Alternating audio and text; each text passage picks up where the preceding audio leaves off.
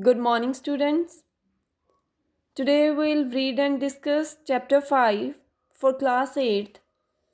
Title of the chapter is The Summit Within. Summit means peak. In Hindi, choti. किसी पहाड़ी की चोटी. This chapter is written by Major HPS Ahluwalia. Students, in this chapter we will read about Major HPS Ahluwalia, who was a member of the first successful expedition to Mount Everest in 1965. In this lesson, he tells us how he felt as he stood on the Everest. Let's read the chapter. Of all the emotions which surged through me as here I is Major Ahluwalia, as I stood on the summit of Everest, looking over miles of panorama. Panorama meaning is given over here. Panorama below us, the dominant means main. The dominant one, I think, was humility.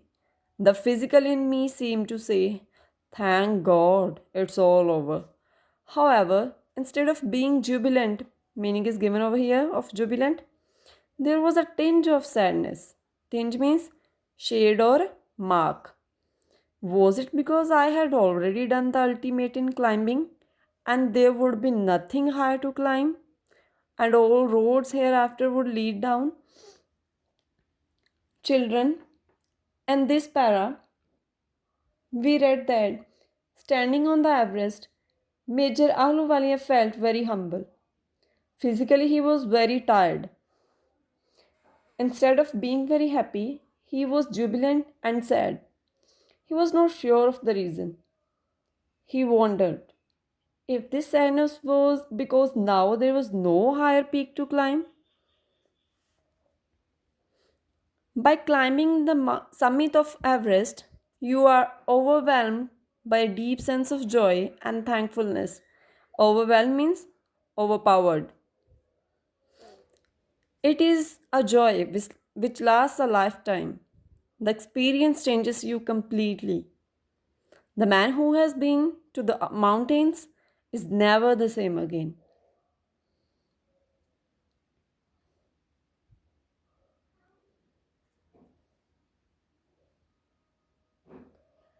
Ahluwalia says that after climbing Everest, he felt a deep sense of joy. This joy was to last the rest of his life. He also felt thankful to God. As I look back at life after climbing Everest, I cannot help remarking about the other summit. Underline some words. The other summit.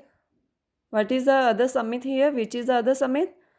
The summit of the mind. So, very important internal questions can be asked from this. No less formidable and no easier to climb. Formidable means challenging. Ahluwalia had climbed a summit, but he thought of another summit. And this was a summit of mind.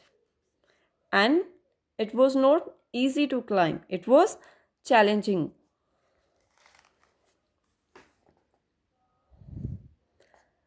Even when getting down from the summit, once the physical exhaustion means tiredness had gone, I began asking myself the question why I had climbed Everest.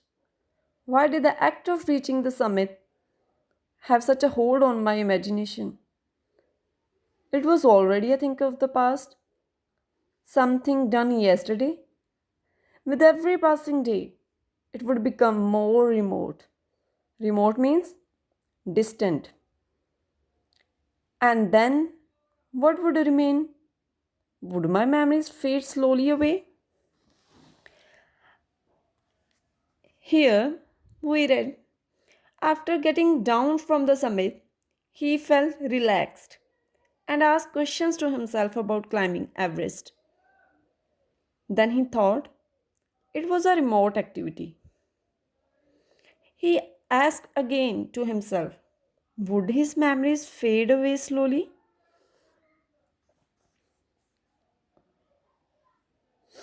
All these thoughts led to me question myself as to why people climb mountains. It is not easy to answer the question. The simplest answer would be, as others have said, because it is there. It presents great difficulties. Man takes delight, means happiness, in overcoming obstacles. Obstacles means difficulties. The obstacles in climbing a mountain are physical.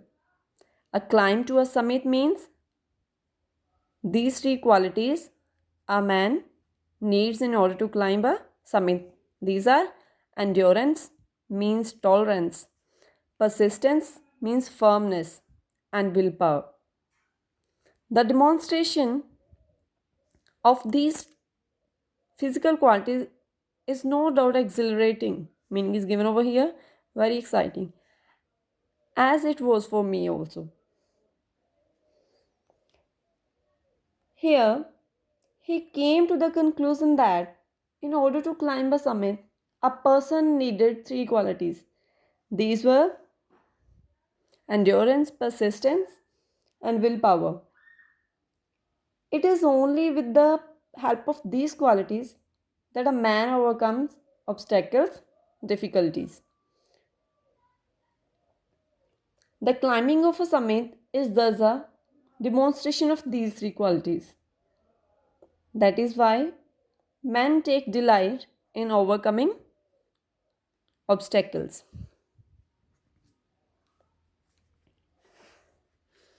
I have a more personal answer to that question, to the question. From my childhood, I have been attracted by mountains. I had been miserable, lost, run away from mountains in the plains. Mountains are nature at its best. Their beauty and majesty pose a great challenge, and like many. Pose means offer. I believe that mountains are a means of communication with God. So, since his childhood, the writer had been attracted by mountains. He loved to be in the lap of nature and he liked the mountains very much. He thought mountains were a means of communication with God.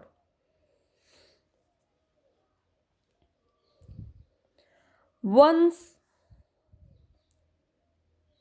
having granted this, granted means accepted, the question remains, why Everest? Because it is the highest, the mightiest, and has defied many previous attempts. Defied means frustrated. It takes the last ounce of one's energy. It is a brutal struggle with rock and ice.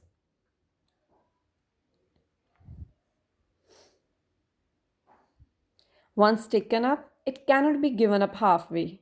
Even when one's life is at stake. At stake means at risk. The passage back is as difficult as passage onwards. And then, when the summit is climbed, there is the exhilaration, means excitement, the joy of having done something, the sense of a battle fought and won. Won. There is a feeling of victory and happiness. In this para we read, Ahluwalia says that a question arises why he chose to climb Everest. He says that the first reason is that he has always loved mountains. Everest is the highest and the mightiest of them all. It is a great struggle. It is a great struggle against rock and ice. So after climbing this summit, there is a joy of having done something which only a few can do. Come to this para. Glimpsing. Glimpsing means looking. A peak in the distance. I get transported. Transported means carried to another world. I experience a change within myself, which can only be called mystical. Mystical means spiritual. By its beauty, aloofness. Aloofness means isolation. Might, ruggedness. Ruggedness means coarseness. Ubad khabad straight na hona. And the difficulties encountered on the way. The peak draws me to it, as Everest did. It is a challenge that is difficult to resist. Resist means oppose. So,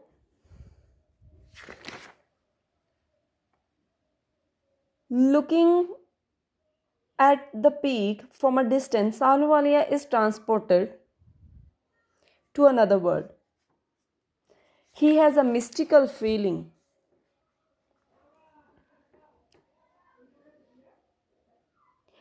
In fact, the difficulties of climbing Everest are huge. But this is what attracts him to it. It is a challenge that he finds difficult to oppose. Ahluwalia says that the call to face the challenges of overcoming the difficulties was irresistible. Looking back, I find that I have not yet fully explained why I climbed Everest. It is like answering a question: why you breathe? Why do you help your neighbor? Why do you want to do good acts? There is no final answer for that, or no final answer possible. The writer found it difficult to answer the question why he climbed mountain. And then there is a fact that Everest is not just a physical climb. The man who has been to the mountain top becomes conscious in a special manner of his own smallness in this large universe. Everest, Ahluwalia said, Everest is not only a physical climb, it makes a man who has climbed a mountain conscious in a special way. And it also brings fulfillment and fame. And this experience of climbing mountain Everest is emotional and spiritual also.